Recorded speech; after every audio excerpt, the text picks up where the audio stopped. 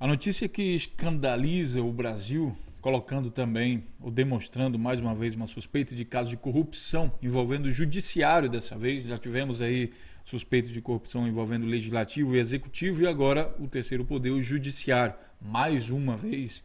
E nos levanta a questão sobre os superpoderes, a proteção que a República de Curitiba pede aí para o judiciário brasileiro, dizendo que não precisa disso ou daquilo para tomar suas decisões e para apresentar suas provas. Nesse caso aqui, em Santa Catarina, mais precisamente na cidade de Florianópolis, a gente tem um caso de um advogado que acusa um desembargador de pedir propina e julgamento no Tribunal de Justiça é suspenso. O caso trata-se aqui, né, vou ler aqui a notícia para você, que foi publicada aqui no GAZ, né, no dia 3 de agosto de 2017. O clima ficou tenso no Tribunal de Justiça de Santa Catarina nessa tarde de quinta-feira, dia 3, durante a sustentação oral da primeira Câmara Civil. O advogado Felisberto Odilon Córdoba acusou o desembargador Eduardo Galo, relator do processo, de ter pedido o valor de R$750 mil para julgar a favor de seus interesses.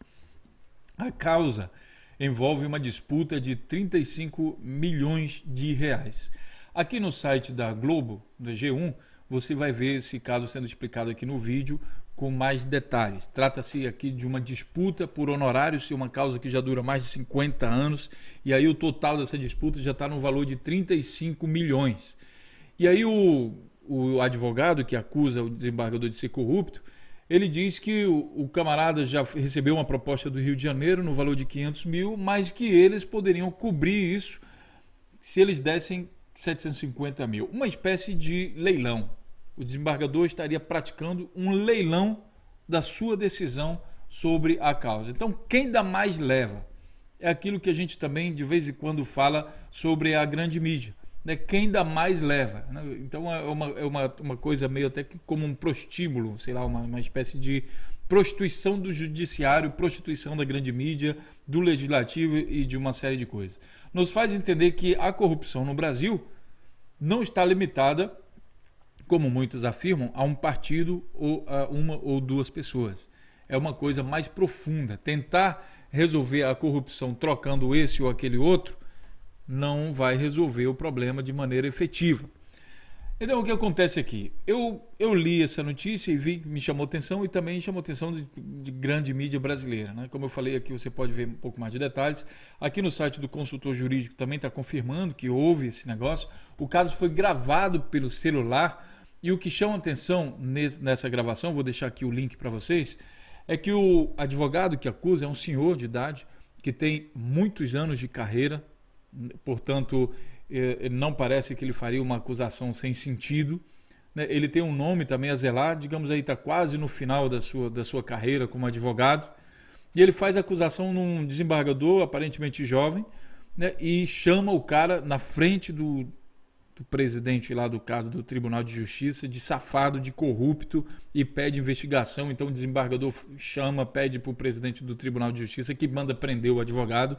E o Tribunal de Justiça então resolveu adiar e inicializar um processo de investigação. Fato é que o advogado fez uma acusação e essa acusação pode ser verdadeira ou falsa. Sendo verdadeira, a gente tem um caso do desembargador que faz da justiça um leilão. Né? E nos lembra caso de... Aí você pensa, isso é possível ou não é possível? Desembargador, representante da justiça... Bom, nós temos outros casos também de abuso de autoridade. Aqui no caso da desembargadora que, né, Tribunal de Justiça solta filho de desembargador. O cara foi preso com 130 quilos de maconha, arma, munição para tudo que é lado. E aí o Tribunal de Justiça mandou soltar o filho da desembargadora, que hoje quer processar todo mundo que falou sobre o assunto.